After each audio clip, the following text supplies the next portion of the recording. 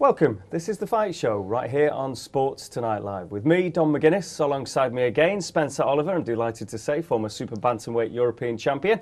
And alongside Spencer is a slightly bigger frame and one of Britain's best heavyweights, Larry Olubamiwo. Is that okay, Larry? That's fine, mate. Decent pronunciation, Spencer. Are you happy with the way I pronounce it? It's close enough. It's close enough. Well, delighted to have you both here. And of course, there is only one place that we have to start. Stephen Smith back on track. No. Although he was, and he was a performance, of course, in Munich from scene. We will talk about that in a little while. But the scenes before, during, and after, of course, the Klitschko Chisora contest, that is going to be remembered, unfortunately, for the wrong reasons. But again, you've spoken about this week. We've had a few days to digest everything, Spencer. But when you look at it now, with hindsight and a few days kind of mulling over it, and you do find yourself in an awkward camp, I know, because you know both guys, you're friendly with both guys.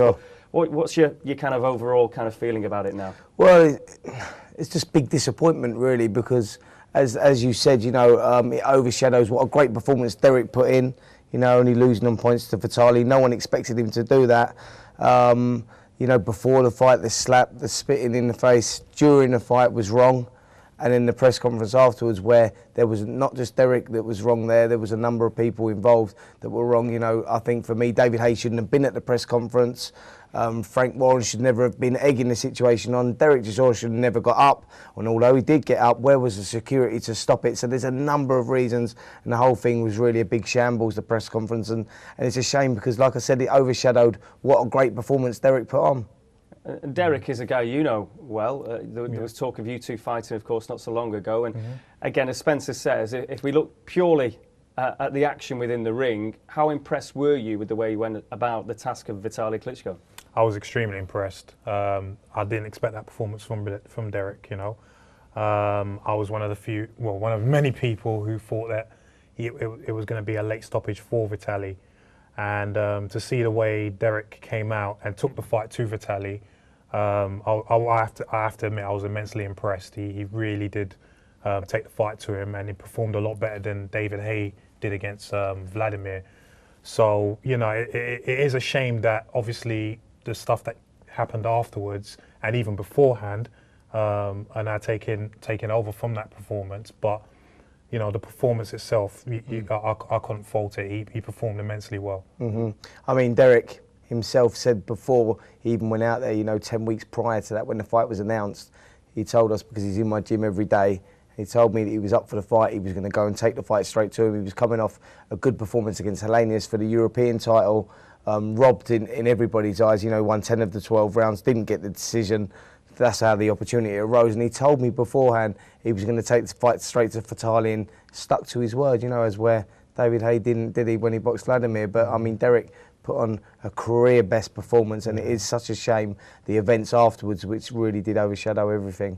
It's no defence, but in terms of some of the stuff that was going on the evening, I mean, the fight was delayed because of the hand wrap situation with Vladimir Klitschko wanting to go into Derek's dressing room and oversee everything. There was usual, you could suggest bully boy tactics by the Klitschkos, but they do that all the time. With Dom, I was speaking to Don Charles, the trainer of Derek, and he's fuming about the whole situation, the events that were going on beforehand.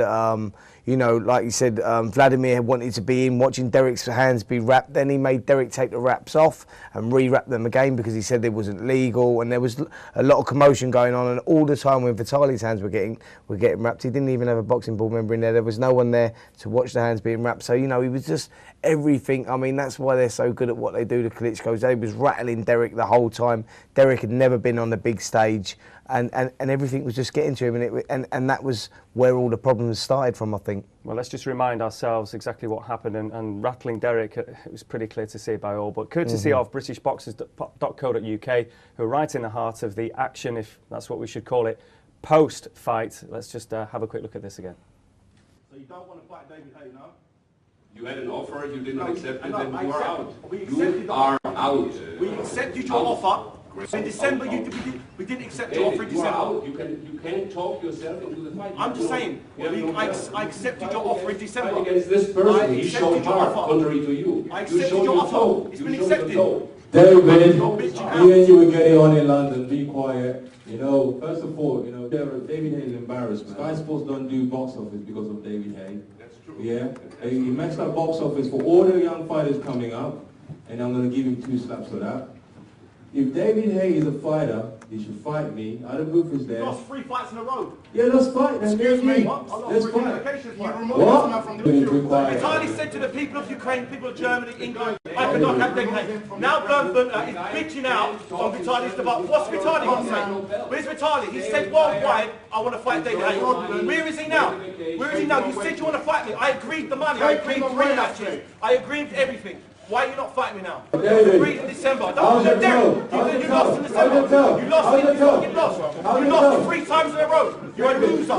You lost 3 times in a row. You lost to Tyson Fury. Tyson Fury, you lost. What? I'm coming there and tell me my face.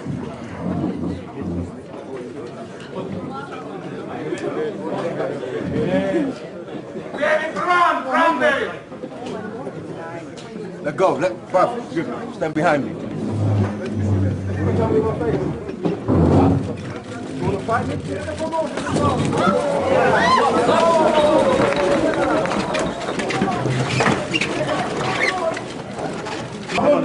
Listen, Adam. I'm sorry about that. I got glass too. You know, your fighter glassed me. Listen, Adam, listen to me. Because you were trying to hold your fight away. He probably glassed you by mistake. I just want to know. Your fighter, hold on, Adam, listen. Listen, David had the bottle in his hand. No, David didn't hit me with the bottle. David had a bottle. Someone came up behind me and hit me with the bottle. Adam. There's cameras here. It's something we can sort out here. Let's sort it out in English. Let's sort it out in English. No, Adam. Well, it doesn't get any prettier, does it, when you have to look at that again? And what happens now, Spencer? Because there's been lots of talk. I mean, the anti-ban boxing brigade, all they've gone hysterically over the top about this thing. We've seen it before, but that does not represent boxing, does it? Well, listen, the problem we've got is, and I've talked about this time and time again through this week, you know, as I said, Derek's been a good friend of mine for a long time, you know, as has David Haye.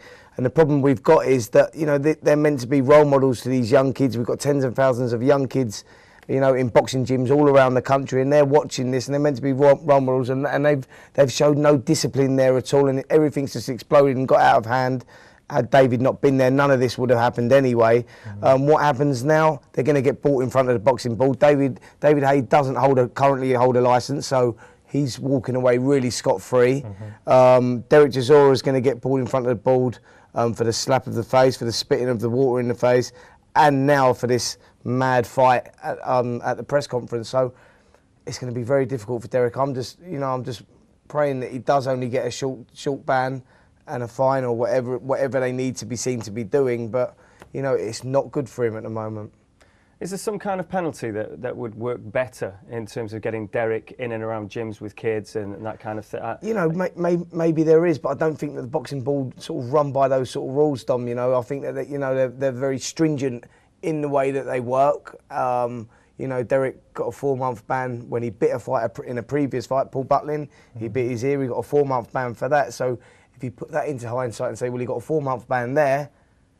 And what's been going on the week, you know, the fiasco that was going on the week out in Germany, it's going to be, you know, it's going to be difficult to sort of fight a case for him. But I'm just hoping, as I said, that you know the ban is not too severe if he does get one. What does it do for you and fighters in your situation now? These are the top heavyweights, or you know, 2 of the top heavyweights in Britain out there, you know, showcasing British talent, if you like. I mean, we know it's not a great advert, but how does it impact on you and your career now, do you fear?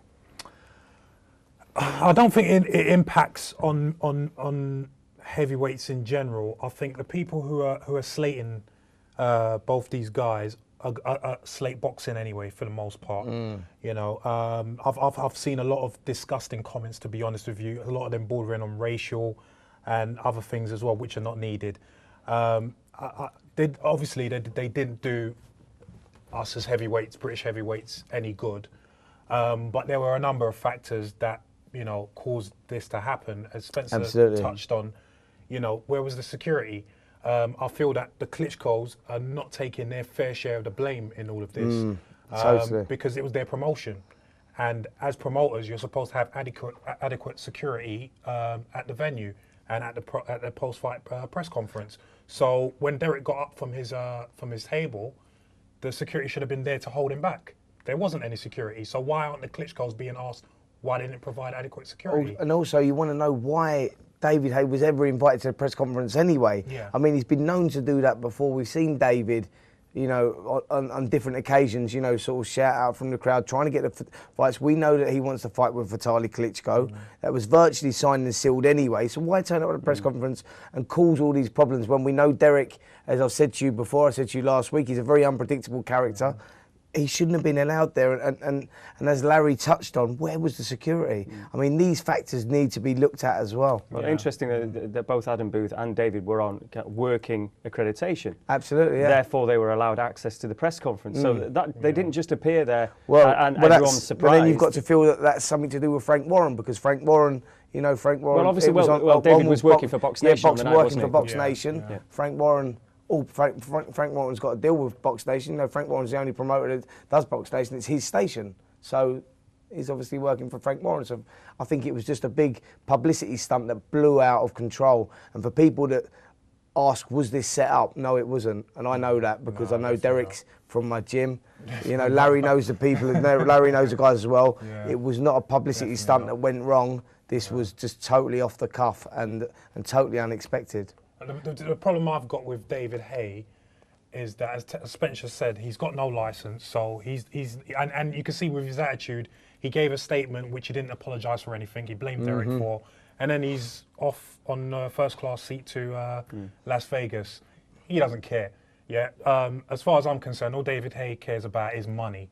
Now he's retired. He's retired, and as he did with the Vladimir fight, he's mouthing off to get a fight with Vitaly.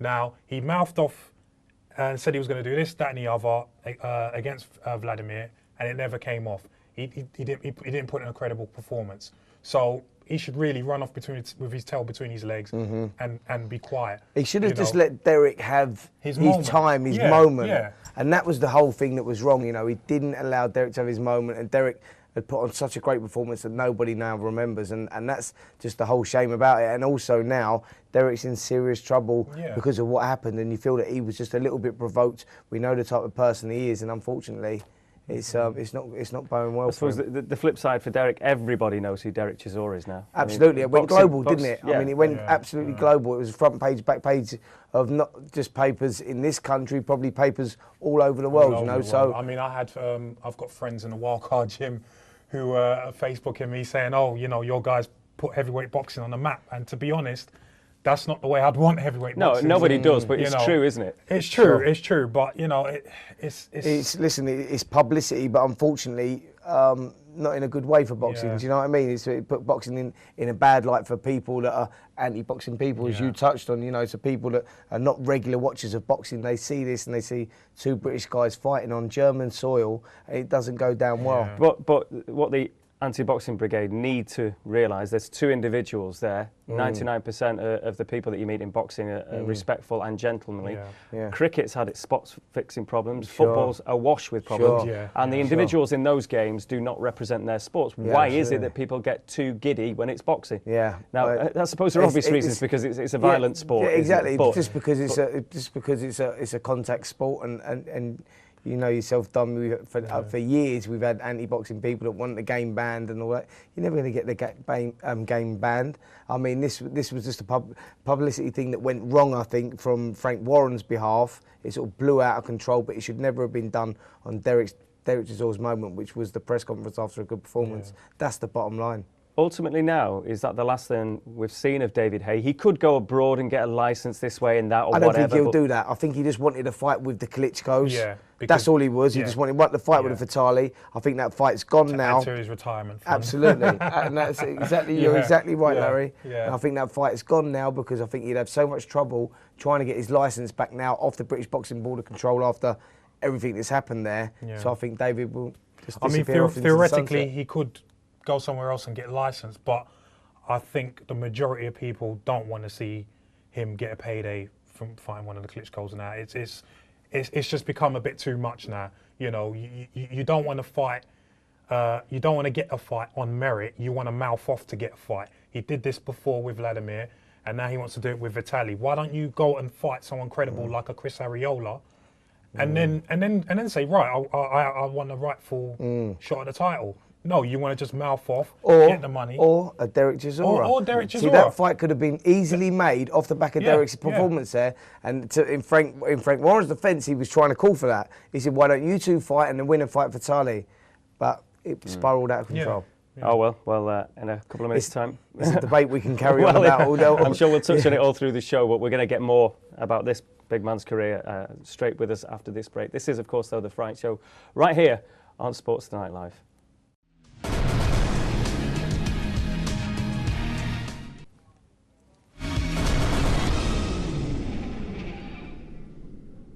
This is The Fight Show, right here on Sports Tonight Live, with me, Don McGuinness, Spencer Oliver, and Larry Olubamiwo. No, you got that right. Anyway, it's all about you now, Larry, so we want to hear a bit more about you. We've heard about the Klitschko-Chisora business, which we will touch upon again, but in terms of your career where you are now, your last fight, it was disappointing all round, of course, because nobody wants to see a fight ended on a cut. It was a bit of a strange one, Sam Sexton, a gruesome cut as well. I mean, the fight gets stopped, Sexton gets the verdict on the cards, of course, but, you know, just talk us through that, how it all happened, and your feelings after that, a hollow one, I'm sure. I mean, our game plan was always to extend Sexton towards the later rounds, because we knew he has a stamina problem. And we you know, and also we wanted to change things up a bit, because everyone has got this idea that all I am is a banger and I've got no technical skills whatsoever. But I'm a very good athlete and I can be taught technical skills. And it's just that my old coach, James Cook, who I've got a lot of love for, just seemed to work with my power. So my new coach, David Pereira, he's you know, he's got me using my athletic attributes. And this has helped me greatly, and this is what we brought to the fight. You know, I was using my jab, I was controlling things with the jab. I was boxing beautifully, to be honest with you, and considering that I was sick that morning, I was actually pleased with my performance. Now the cut obviously the cut wasn't, you know, intentional. The headbutt, the clash of heads that caused the cut wasn't intentional, but I could see that afterwards, watching the fight over, that his corner didn't want him to come at, you know, because they didn't do no work on the cut. They just put a towel on his head and let him come out for the 5th round, knowing that the cut wasn't worked on, so it can be stopped. And to be honest, the cut was no worse in the 5th than it was in the 4th. So Ken Curtis, the ref, who took a look at the cut twice in the 4th, should have really called it in the 4th if he was going to call it, and called it a technical draw. So I was quite aggrieved with the decision to stop it in the 4th. In the 5th, and you know, be awarded a loss by 1 point in an 8-round fight. But because of the way the crowd responded to me afterwards, you know, with my performance, it did temper, you know, my disappointment quite a bit. So just want to move on from there now and see what other opportunities may arise. Yeah, which I'm sure there will. But you was keen to put on a performance. I mean, the John McDermott fight was a disaster for you. Oh, most definitely. I think we were talking, weren't we? We were talking before we even come on the show, that the problem that Larry's had through his career, which he's now addressing, is that he's always been a little bit too reckless, and reckless fighters always get found out. We said this before, didn't we? I'm not saying anything I wouldn't say in front of Larry, and that was his problem. You know, he used his brute strength, and that's what got him through 99% of the time. And then he obviously come unstuck against McDermott just because he was too reckless, and he needs to address the boxing skills, which he's now doing with his new trainer. And he seems, speaking to him again off air, seems in a really good place at the moment. You know, there's a lot of opportunities coming for him. He's putting a good performance by Sexton, putting a good performance boxing Sexton. He was very unlucky. And off the back of that, you know, I think we're going to see a lot more of Larry in the future, you know, with certain international prize fighters coming up and stuff. So, you know, the future is in a good place right now. It's interesting the way that the boxing world works, because you fought McDermott. He has then had a shot at Price, and that was a dramatic victory for Price, who is now going to fight Sam Sexton. Yeah. Now, where does that leave you in the mix? I mean, how do you work that one out? Because you want to fight Sam again. Yeah, I mean, to be honest, I was a little bit disappointed with the British Boxing Board's decision to let Sam Sexton fight David Price for the titles. I understand, speaking to a few people, that it was more of a decision because they want to keep the titles moving. But I thought a fairer way to have done it would have been to let me and Sam box again, make it an eliminator, and a winner fight Price.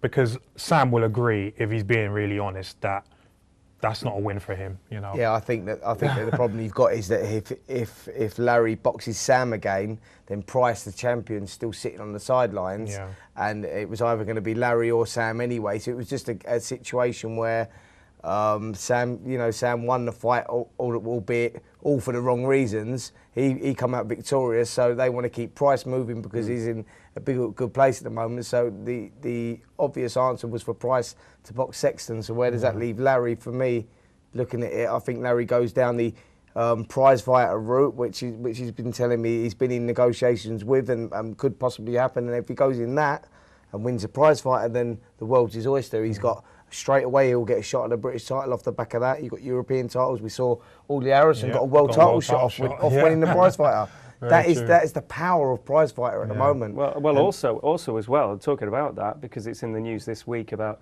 Martin Rogan, who is now fighting Tyson Fury, and Rogan's career only started really after winning prize fights. Absolutely, the inaugural prize fight. Absolutely. So how far down the line is that in terms of potential? Well, I've got a warm-up fight on the 23rd of next month, and then we're just trying to find out the dates of the prize fighter tournament, so we can plan accordingly. But I'm thinking within the next week we'll find out when the date will be. So yeah, just really looking forward to that, and just want to put in a great performance in there as well. They're not always a risk, prize fighter. What do you think of that format? Listen, like Larry, it's a risk it's a risk for anyone. It's a risk for the champions that go in there. We've seen it in the past when we've had British champions, current British champions, entering the prize fighter.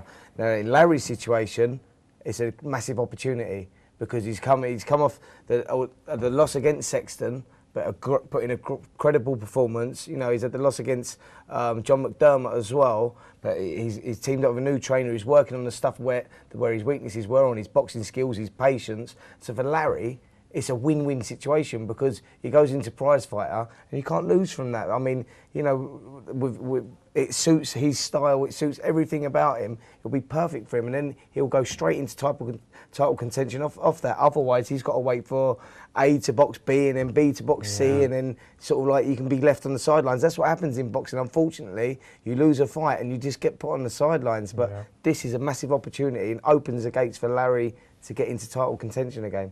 And overall, at your stage now, a couple of setbacks, as you've mentioned, but you know, it's still, you're, I think, 33 now, but relatively young in your boxing career. How are you progressing? Are you happy with the way things are working overall, and now with the new trainer and things that you're working on, or would you rather be ahead of where you are now at this stage? With the new trainer, training-wise, things couldn't be better. You know, it's a joy going into the gym and working on new stuff and just seeing myself develop every day. It's brilliant. You know, I can't say no more than that. The only frustrating thing is getting the opportunities. You know, I would have thought that, you know, on the back of the Sexton fight, that the opportunities will be flying, you know, through the door. But for some one reason or another, they haven't. So that's why I think something like a prize fighter is, you know, necessary for me to basically gate crash the party and force a title shot. You know. Did you realise that it was your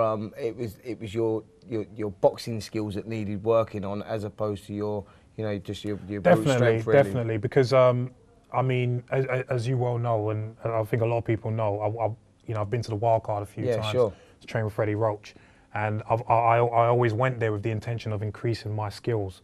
I always felt there was something lacking there, and you know, to a certain extent, that did work.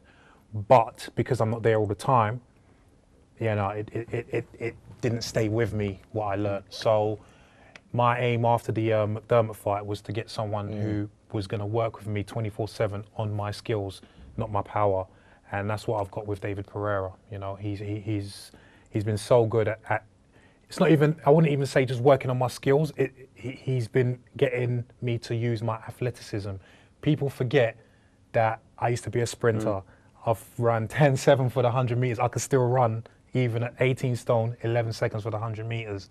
I'm an extremely athletic big guy, which are very few and far between.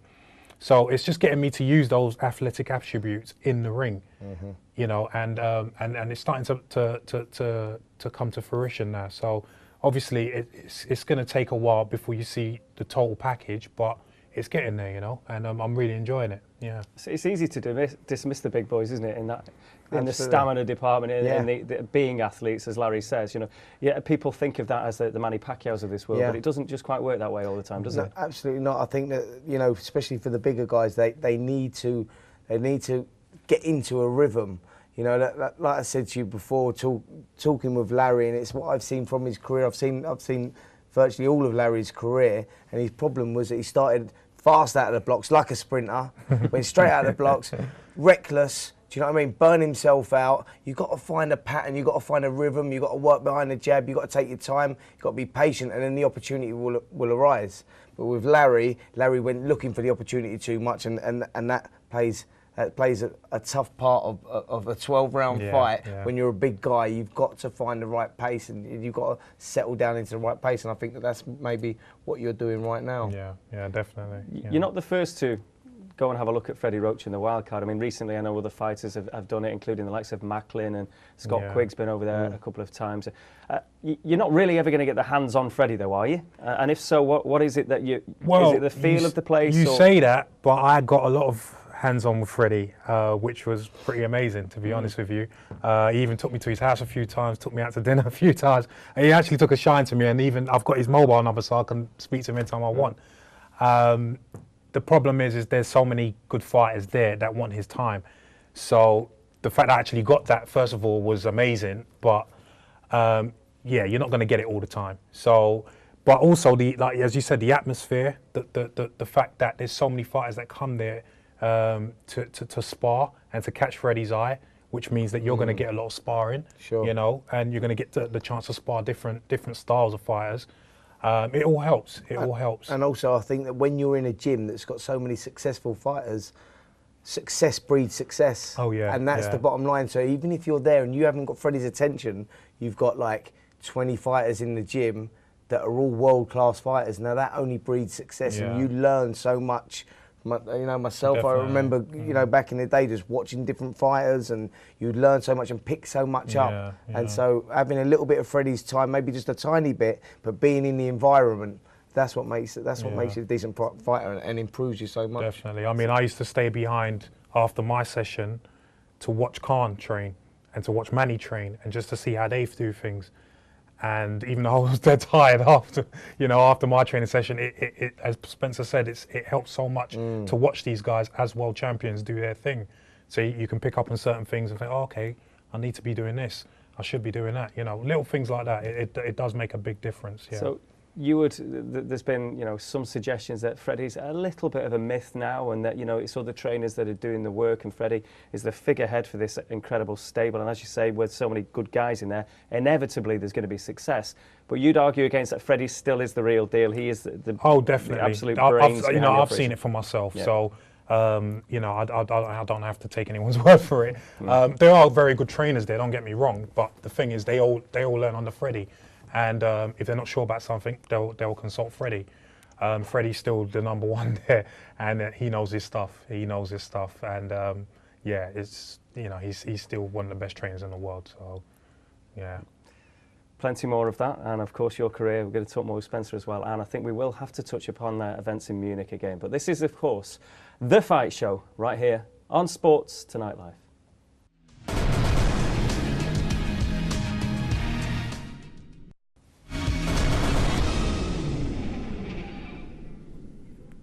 Welcome back to The Fight Show, right here on Sports Tonight Live with me, Don McGuinness, Spencer Oliver, and Big Larry in the studio as well. We're getting to grips with Larry's career, of course, and all sorts of chat about the wild card and everything else. And just tell us as well, you're an educated man, you have a degree. Yeah, I'd like to think so. Yeah. How did that all come about, and what was you thinking? What's it going to lead to down the line? To be honest, nothing. No, I mean, my family are very education orientated. And they always pushed to us that, you know, you must get a good education to degree level. So when I was in school, my favourite subject was chemistry. So, and when I was looking for subjects to, you know, do in university, pharmaceutical chemistry was the most interesting one to me. So that's how I ended up doing that. Doesn't sound that interesting to me. Spencer, what about you? Standard stuff for boxers. Did anyone not tell you about that? Yeah. So you have that somewhere down the line when you've... I mean, I have the degree, but I don't think I'm going to be pursuing that as a career. Yeah.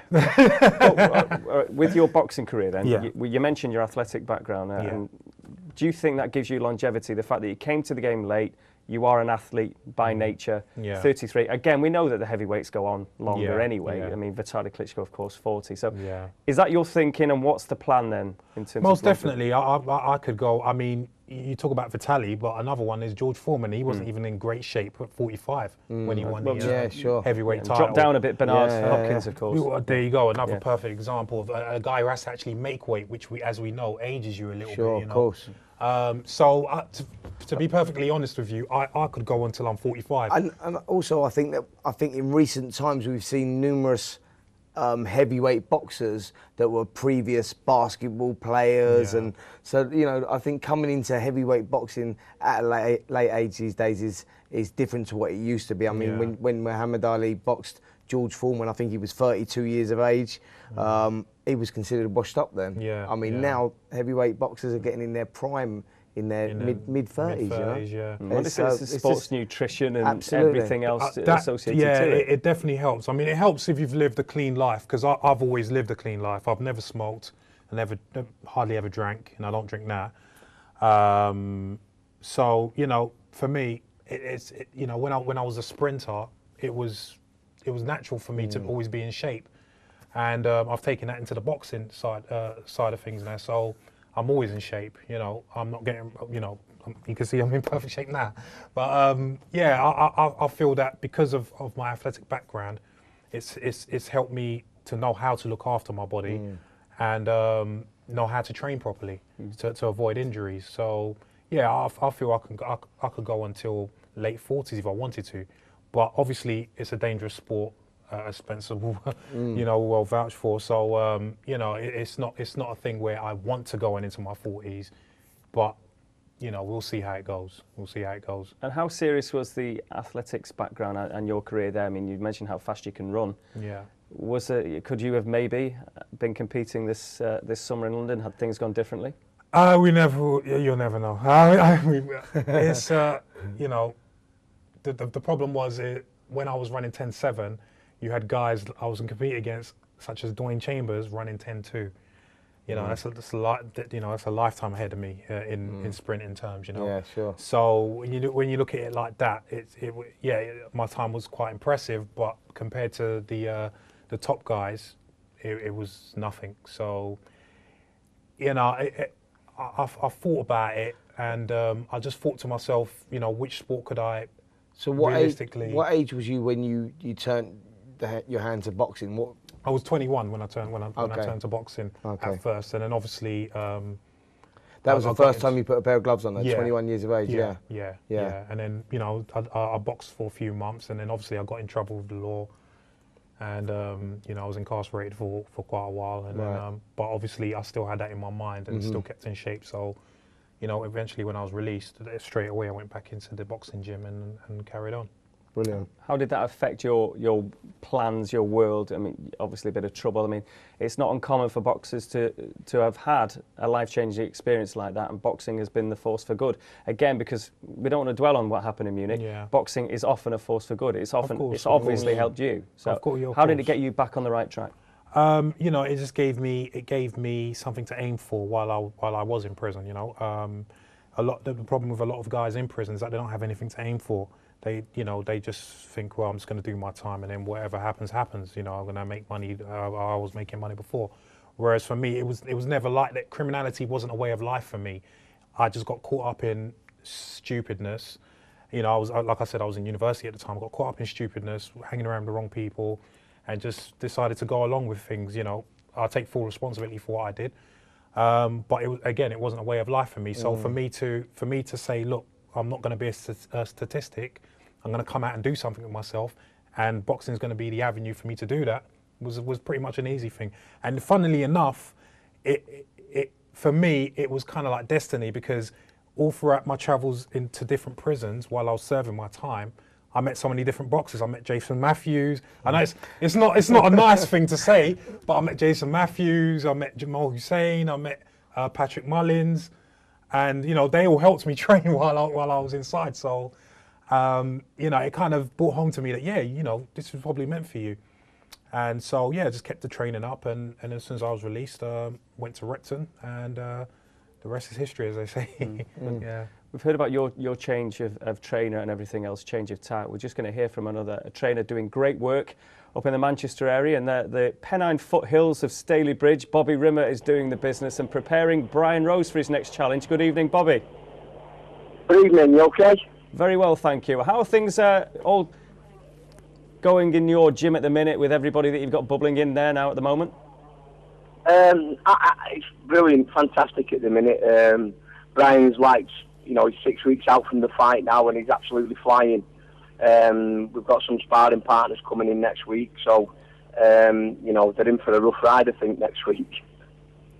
And it's not so long ago, of course, that he won that title to become Blackpool's first British champion for a long, long time in beating Prince Aaron. Not many thought he would do that. What are the long-term plans for him now? I mean, 26 now, I think, isn't he? I mean, he's your first champion in the gym as well. What kind of hopes do you have for him now? Well, Brian, you know, he's decided that he wants to fight Max Maxwell again to try and put the record straight, and that's our voluntary defence. You know, some people say it's a tough one for your voluntary defence, but you know, not for Brian. Brian wanted it and he wants to set the record straight. So you know, we'll have that, and then we get a mandatory defence, which the board will pick. And I think Sam Webb's fighting Matthew Hall, so Brian boxed the winner out of them two. So the next two fights are kind of set in stone for us, you know, providing he comes through the Maxwell fight, which he will do. And then, you know, now they've changed the rules. You've got to defend the belt 3 times before you win the Lonsdale belt outright. So, you know, Brian would like to win a Lonsdale belt outright, I think, and I'd like Brian to win that, you know. So I think we'll be staying along the lines of the British title fights really first for the next 12 months. And Bobby, also, hi mate, it's Spencer Oliver. Listen, Bobby. Hi Spencer, hi pal. Yeah, very good mate, very good indeed. Listen, Bobby, you seem to be breeding a good, successful stable up there right now. I mean, what's the key to success right at the moment? I think the key to success for me is that I've learnt my job as well, Spencer. To be honest, yeah. I mean, everybody knows that I was the assistant coach with Billy Graham, and then I you know, when Rick beat Costazoo, after that I left and got my own place. I wanted to see if I could do it on my own. So it's been a great learning experience for me, Spencer. You know, I don't know everything, and I think there's been a few pitfalls at first and stuff. But I think I'm learning now as well as the boys are learning. So, you know, and I'm learning the ins and outs of the job as well, Spencer, you know. Yeah, brilliant. And who else have you got coming through at the moment that you're training, Bobby? Yeah, I've got young Kieran Farrell. He's 11-0. He's fighting for the Central Area title next Friday on a Hatton Bill. He's promoted by the Hattons. And then Jack Armfield's back now. He's 12-0. He's going to be boxing back at light middleweight. You know, I just heard that you was talking about someone just before me who was in a bit of trouble, which was you, Spencer. Well, Jack's been in the same boat as you, and he's you know, got himself in a bit of trouble. He's home now and he's got his licence back, so he's going to get his career back on track as well, Spencer. Brilliant. And I've got a couple of kids. I've got a couple of good kids coming through the ranks now that are amateurs, and they're going to be turning over this year. So, you know, I don't like to try and have too many, Spencer. You know, I'd rather try and have quality more than quantity, you know. Absolutely. Bobby, we had to talk about, obviously, events in Munich. Your own thoughts on that and the kind of tarnished image of boxing and how important it is to talk about the good things that boxing does for everybody. Yeah, well, I can only say exactly what everybody else said. I was kind of shocked and amazed, and you know, at first I thought, what's going on there? But then when I thought about it, it was like, you know, it was just like a bad accident, wasn't it? You know, in such a highly charged atmosphere. You know, Mr. Chisora had just boxed, and he was, you know, his adrenaline was pumping still, and then David Hayes turned up, and one thing's led to another, and you know, there's a massive fracas, you know, and it was terrible for boxing, and me, Spencer Oliver, all the other coaches, and all the other people that are involved in boxing, we're trying to show the sport in a good light. You know, I do a couple of sessions a week with some young offenders, and I'm just on my way now to work in a youth club. You know, so we're trying to get the sport right, and then this happened. You know, so it was terrible. You know, there's no other way of putting it. It was absolutely terrible, and it could have been avoided. But, you know, accidents do happen, and I'm sure there's not many people out there that have done the wrong thing at the wrong time, you know. So we've got to just, like, you know, batten down the hatches and ride out the storm, haven't we, so to speak. Yeah, I think that's the problem, isn't it? That you've got, you know, out of every bad story you hear, you've got loads and loads and loads of good ones. Unfortunately, we don't hear all the good ones, but, you know, these things do happen in the heat of the moment, and unfortunately it happened that night in Munich. Yeah, I mean, you know, Eric Chisora was, you know, you could see he was charged up all the way through the fight, and, you know, before the fight, at the weigh-in, and in the fight, and then after the fight, he's still going to be charged up. You know what I mean? Sure. I mean, with a bit of hindsight, you know, I would have cancelled the press conference, but you know, we don't have hindsight, do we? You know, and. I think it looked like David had, you know, a couple of bottles in his hand. He'd had a couple of sherbets. Exactly. And also, Bobby, do you think that it sort of took the dairy off the fight and the performance itself? Because he boxed really well, Derek, didn't he? Oh, it really took the shine off his performance. I mean, and I'll be honest, speaking for myself, there was times in that fight when Derek Chisora looked like he made Klitschko look old. He looked like an old man in there at times, and he looked, you know, Derek, there was times in there when I'd have said to Derek, listen, lad, put your foot down, you're getting this now. Yeah. And, you know, and it took the shine completely off that, because it'll always be known for what happened after and not what happened in the ring, you know? Yeah, indeed. Well, Bobby, thanks for your time. It's just interesting, actually, what you were just telling us earlier, by the way. I know that, obviously, Brian's from Blackpool, but should he come through, which you would expect, and avenge that one defeat on his record against Max, and if Matthew Hall gets past Sam Webb, I know he's Blackpool, but he's a Manchester fighter, that's a really interesting one to look forward to, isn't it? You know, the light middleweight division, like a lot of the divisions now, you know, it's all hotting up in the boxing game, and you know, there's some good fights out there domestically in the light middleweight division, as well as on the world scene. You know, it's a shame we're in such a great place at the minute, British boxing, because we've got all the good champions fighting each other. You know, they're not shirking anybody. You know, they're all stepping up to the plate, and then, you know, we're in a great place, and then all of a sudden, you know, we get this little fracas in Germany, and it kind of takes the shine off it. But you know, it's up to people like you and people like Spencer and people like me and everybody else involved to start talking about all the good points in the boxing game, yeah. Bobby, all the best. Good luck with everything and all your preparations with Brian ahead of the big one coming up. Good to speak to you, Bobby. Very much. And I must say that I think Spencer Oliver's got to be the best dressed man in boxing. Very pleased with that one. I'll give you that 50 later. Bobby Rimmer there. Bobby doing great work up in Manchester as well, which of course there's plenty of good trainers in that part of the world. Yeah. We're going to have more chat with Larry, more chat with Spencer, of course, right here as well. Plenty more to come on The Fight Show on Sports Tonight Live.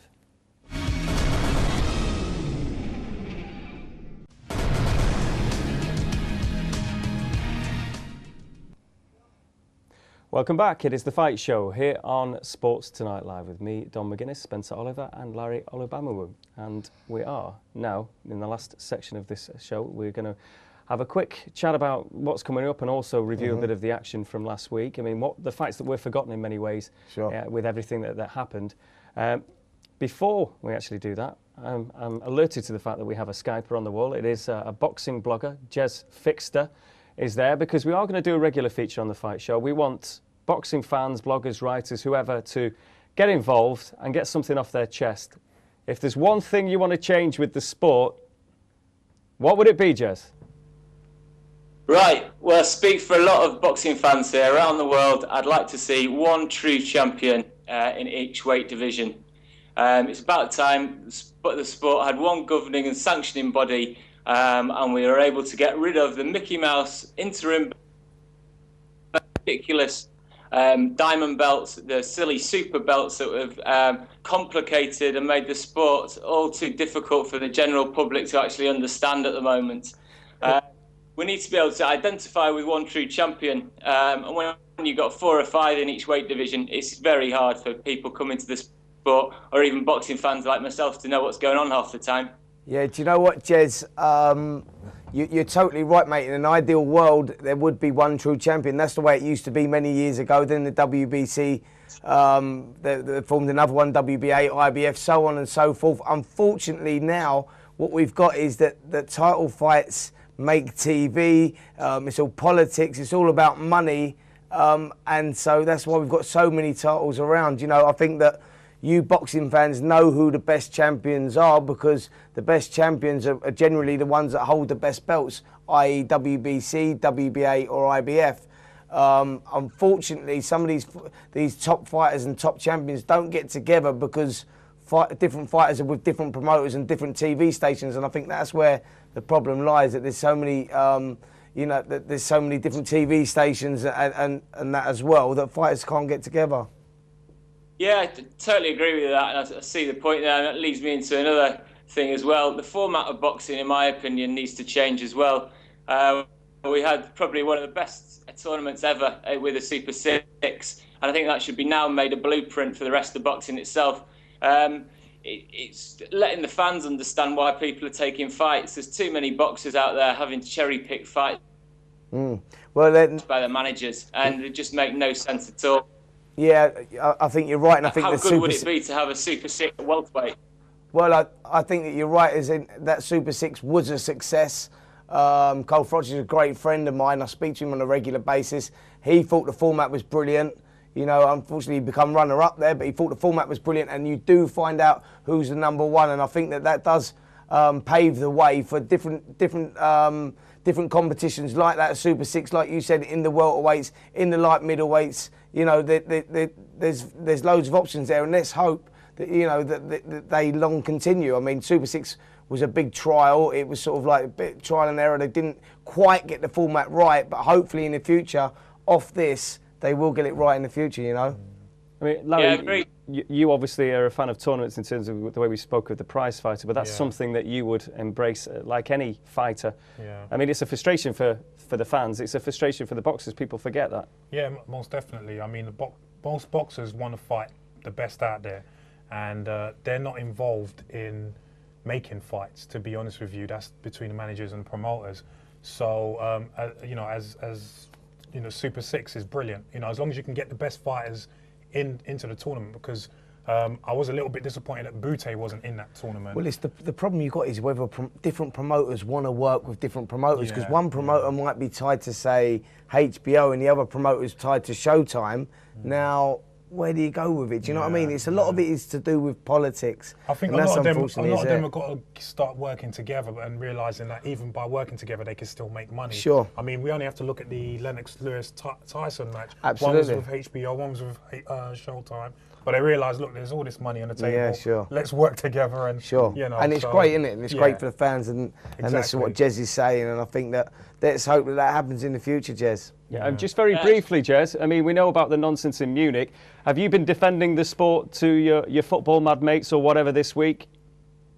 No, it's just disappointing events, really. I'm not a big David Haye fan. Can't understand how Derek Chisora was even fighting at that level anyway. So it's just disappointing for the sport. I think many people can see through that charade and what went on there. And there's a great champion there that everyone's forgotten in Vitaly Klitschko. Right, well, just before you leave, who's your favourite fighter of all time? Because I'm going to ask these two gents now in a sec as well. Favourite fighter of all time? Cool, it's a tough question. Probably over the last sort of few years, I mean, it's a real tough question, that, Dom. That's why I asked you. I agree. It's an easy one for me. Come on, just one word. Well, come on, one answer. You've got to give us one. It doesn't. You can change your view when you're gone. Okay, for his heart and spirit and being a Manchester lad, let's go for Ricky. Right, fair enough, Ricky Hatton. Thanks, Jez. Spencer? Well, my favourite fighter of all time, it's an easy one for me actually, is Marvin Hagler, Marvellous Marvin Hagler. He was a kid that I grew up watching. Choice. It was an idol of mine. Loved the way he used to entertain the crowd. Perfect gentleman outside the ring, all-time legend, and I love the way that he never come back after the defeat against Sugar Ray Leonard. there's your perfect fighter. Larry? He's one of my favourites. I'm not going to say he's my total favourite, but he's definitely one of my favourites, Larry Holmes. Because he was so underrated. I mean, he came after Ali, obviously, for the whole golden era, but people forget he was 7 years as a champ. He fought everyone. He never ducked anyone. Tremendous jab, could win fights and just jabs alone. And, I thought personally he was hard done by in the second Spinks fight. But, brilliant fight. And again, he was involved in a bit of a fracas. Yeah, he was. Nobody's innocent when all's said and done. Well, let's just, because we keep meaning to get to this, but the fights that never were in many ways, because they've been completely overshadowed with events in Munich. But of course, the undercard at the Olympiahalle, Stephen Smith, who had a lot to prove, I suppose, after an awful, terrible night when he was knocked out by Lee Selby in front of his own fans in Liverpool. But he got the job done against Arpad Vaz, didn't he? Yeah, and I'm so pleased for him because he's such a lovely kid, and I think he just got the tactics wrong against Selby. This puts him back on the winning streak. It gave him a lot of self-confidence. He needed that. He needed a good first-round victory. He went out there, he got it, and I'm looking forward to seeing him box back in England again and getting his titles back. Yeah, other fights as well, and again, it was a big promotion that it has been overshadowed, obviously, with what went on. But Chris Eubank Jr., who's been getting a lot of attention for obvious reasons, he fought Jason Ball, and Jason Ball was a tough proposition for him. I think he did injure his hand, but how would you rate that performance, Larry, in terms of the way he dealt with Ball? I would say he dealt with it quite competently. It was a tough fight, obviously being injured. It's in a way it was a first test for him because you don't usually go through those sort of circumstances that early in your career. But he dealt with it well, and I think it helps that his father's there to mentor him and let him know how to handle these situations. Yeah, so. I mean, there's a lot of potential there with Eubanks Jr. And as Larry said, he had an injury, dealt with it well. Won on points, which is only good for a fighter at that stage of his career to get the rounds under his belt. He's had that tremendous training out in the States as well as Larry had, so he would have learnt a lot. And at this stage of his career, he'll look back on it and this will be probably one of his most beneficial fights as opposed to learning, like going into a fight with an injury and coming through on points. And just very briefly, because we are a bit tight on time now, Kid Galahad. Again, Jason Booth, a wily old competitor. Yeah. Great performance. Jason Booth, I thought was still going to give him a lot of problems, although he just recently lost his British title, been around for a long time, but would still serve up anybody a lot of problems. And Galahad dealt with it well after getting off the floor in the first round. Great performance. Finally, then a couple of predictions, because we have Nathan Cleverly coming up this weekend. Do you think he'll deal with Carpentier any problems? Or I don't see there being any problems. His opponent's a southpaw, very tall, boxed as high as cruiserweight before, very tough. But Cleverly's a little bit special for me. Love the way that he fights with his heart on his sleeve. Always entertains the crowd. I can see Cleverly winning sort of in the late rounds between 8 and 10. Right. Thank you very much indeed. Well, Larry, it's been an absolute pleasure meeting you and giving an insight into your fascinating career and the way it's all panning out. And best of luck for the end of March and for the future. And Spencer, thank you once more. Thank you. This has been The Fight Show here on Sports Tonight Live.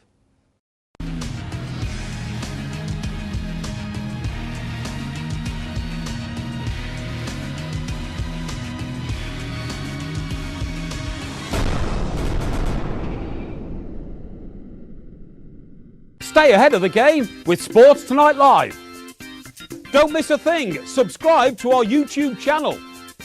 Search for Sports Tonight Live on Facebook and like our fan page. Follow Sports Tonight TV on Twitter and tweet us your thoughts and opinions. Sports Tonight Live, it's the platform for the fans.